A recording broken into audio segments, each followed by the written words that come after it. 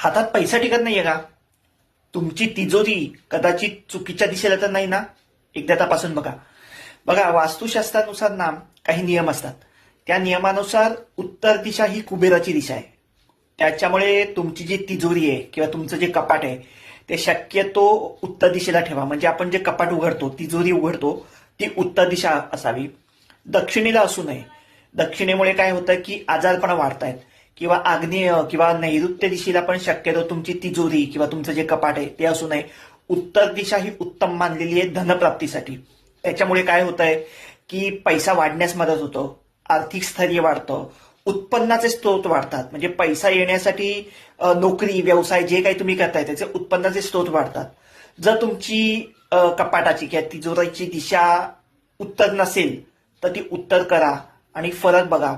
नक्कीच तुम्हाला positive energy मिळेल आणि उत्पन्नाचे स्रोत वाढतील. तुम्ही मेहनत तर करतातच आहात. हा बदल घडून तुम्हाला कसे अनुभव येतात ते मला नक्की सांगा. All the best.